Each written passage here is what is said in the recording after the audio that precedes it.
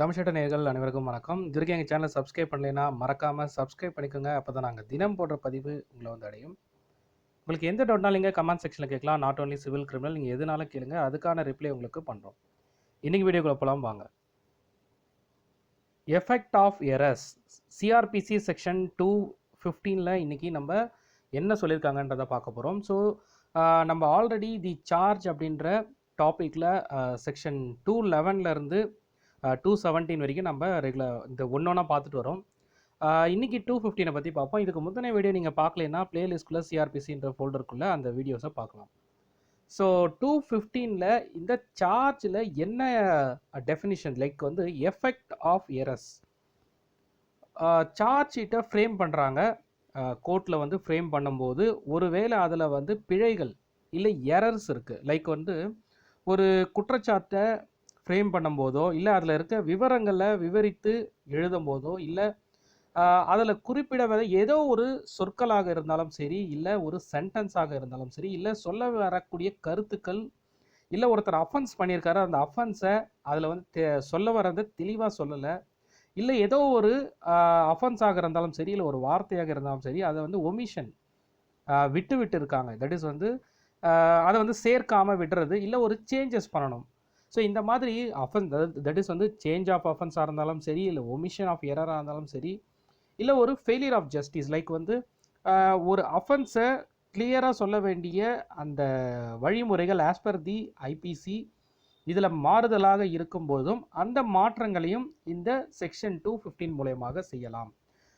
இது வந்து எப்போ யூஸ் ஆகும்னு பார்த்தீங்கன்னா, நான் ஆல்ரெடி நம்ம இந்த சார்ஜை பார்த்துட்டு வரோம். ஸோ சிஆர்பிசியில் சார்ஜின்ற டாபிக் உள்ள இந்த பர்டிகுலர் செக்ஷன். ஸோ சார்ஜின்றது ஃபுல்லாக சார்ஜ் வந்து ஃப்ரேம் பண்ணுறது. பிஃபோர் த ட்ரையல் போலீஸ் விசாரணைக்கு அப்புறம் போலீஸ் வந்து அவங்களோட குற்றப்பத்திரிகை தாக்கல் வந்து கோர்ட்டில் சமர்ப்பிக்கிறாங்க. ஸோ கோர்ட் வந்து அதில் இருக்கிற டீட்டெயில்ஸும் இவங்க வந்து அது வந்து எடுத்துப்பாங்க போலீஸ் கொடுக்கறதுல. ரெண்டாவது வந்து இவங்க ஒரு சார்ஜ் ஃப்ரேம் பண்ணுறாங்க பேஸ்ட் ஆன் த அக்யூஸ்டு கிட்ட, அண்ட் தென் வந்து விட்னஸ், அண்ட் தென் கம்ப்ளைண்டர் என்ன சொல்கிறாங்க, ப்ராசிக்யூஷன் சைடில் என்ன சொல்கிறாங்கன்றதை கேட்டு ஒரு சார்ஜ் ஃப்ரேம் பண்ணுறாங்க. சார்ஜ் ஃப்ரேம் பண்ணதுக்கு அப்புறம் தான் அக்யூஸ் கிட்ட வந்து இதை வந்து அக்செப்ட் பண்ணிக்கிறாங்க இல்லையான்னு கேட்குறாங்க. அக்செப்ட் பண்ணலைன்னு சொல்லும் போது தான் டிஃபென்ஸ் லாயர் உள்ளே வந்து இதுக்கான டிஃபென்ஸ் பண்ணுறாங்க. ஸோ இந்த ப்ராசஸ் நம்ம பார்த்தோம். ஸோ 215 ஒருவேளை அந்த சார்ஜில் பிழை இருக்கிறது. ஃபார் எக்ஸாம்பிள், நான் வந்து ஒரு சீட்டிங் கம்ப்ளைண்ட் இருக்குது.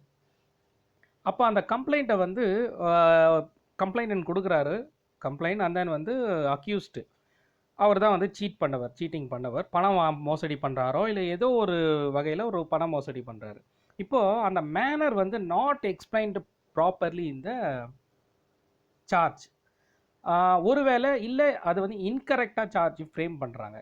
ஸோ கோர்ட்டு இப்போது அது இன்ஃபீரியர், தட் இஸ் வந்து இன்ஃபீரியர்னா அதை வந்து உள்ளெடுத்து அதோட டாக்குமெண்ட், தட் இஸ் என்ன சார்ஜ் ஃப்ரேம் பண்ணாங்களோ அதில் இருக்க ஒருவேளை அஃபென்ஸை சேஞ்ச் பண்ணுமா, இல்லை ஒமிஷன் ஒரு பர்டிகுலர் டீட்டெயிலை வந்து தேவையில்லாமல் இன்க்ளூட் ஆயிருக்கா, அந்த வார்த்தையை எடுக்கணுமா, இல்லை எரரை பிழை திருத்தம் பண்ணுமா, இல்லை இது சொல்ல வேண்டிய கருத்துக்கள் வந்து டிஃப்ரென்ஸாக இருக்குது ஆஸ் பர் த ஐபிசி, அந்த அஃபென்ஸுக்கான ஸ்டாண்டர்ட் இல்லைன்னும் போது அதை பண்ணணும்னா, ஸோ இதுக்கான ஆல்ட்ரேஷன் கோர்ட்டுக்கு பவர் உண்டு. அண்டர் செக்ஷன் 215 அந்த சேஞ்சஸை வந்து பண்ணலாம். ஸோ இது வந்து ஒருவேளை நாட் மிஸ்லீட், அக்யூஸ்ட் வந்து நாட் மிஸ்லீட்னா இது வந்து இம்மெட்டீரியல். அண்ட் தென் வந்து ஒரு கோர்ட் வந்து அதை இன்ஃபீரியர் பண்ணி அதை உள்ளடக்கி அதை டீட்டெயிலை வந்து செய்யணும். அது வந்து நாட் மெட்டீரியல், பட் அதை சேஞ்சஸ் வந்து அவங்க வந்து எரர் வந்து பண்ணலாம். இப்போ இன்னொரு எக்ஸாம்பிள் சொல்கிறேன். ஒருத்தர் வந்து ஒரு மர்டர் நடக்குது. அப்போது ஏ வந்து தட் இஸ் வந்து ஒரு கம்ப்ளைண்ட் இருக்காரு, அவர் வந்து ஒரு அக்யூஸ் சொல்கிறார், ஒருத்தர் வந்து சாட்சி சொல்கிறார். இப்போது கம்ப்ளைண்டில் சார்ஜ் ஃப்ரேம் பண்ணுறது ஒரு விதமான அஃபென்ஸை வந்து டீட்டெயில்ஸ் எழுதுகிறாங்க. அதே சமயத்தில் அந்த சார்ஜ் ஃப்ரேம் பண்ணும்போது கோர்ட்டில், அதாவது போலீஸ் ரிப்போர்ட்டில் ஒரு சார்ஜ் இருக்குது, நேரடியாக ஜட்ஜு விசாரிக்கும் போது ஒரு வகையான ஸ்டேட்மெண்ட் வருது. அப்போது ஒன்றுக்கு ஒன்று முரண்பாடாக இருக்குது. இதில் எது வந்து சேர்க்கப்படணும், எது சேர்க்கப்படக்கூடாது, அதே சமயத்தில் அஃபென்ஸை வந்து என்ன அஃபென்ஸ், ஃபார் எக்ஸாம்பிள் மர்டருக்கான அஃபென்ஸ் இப்போ 302 இல்லை 307 என்ன நடந்திருக்கோ அதற்கான அஃபென்ஸை எழுதும் போது அதில் பிழை இருக்குது, அந்த சென்டென்ஸை திருத்தலாம்னா திருத்த முடியும். ஸோ இது வந்து இன்கேஸ் ஒரு ட்ரையலே நடக்க போகுது. அப்போ வந்து அதுக்கான டாக்குமெண்ட்டை கொடுக்குறாங்க.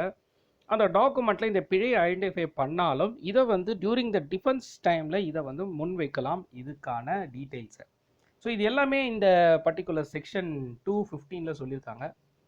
ஸோ இன்னைக்கு கொடுத்துருக்கிறது இன்ஃபர்மேஷன் ஒரு காமனான இன்ஃபர்மேஷன் தான், உங்களுக்கு யூஸ்ஃபுல்லாக இருக்குன்னு நினைக்கிறேன். வேறு எந்த டவுட்டாலும் நீங்கள் கமெண்ட் செக்ஷனில் கேட்கலாம், அதுக்கான ரிப்ளை உங்களுக்கு பண்ணுறோம்.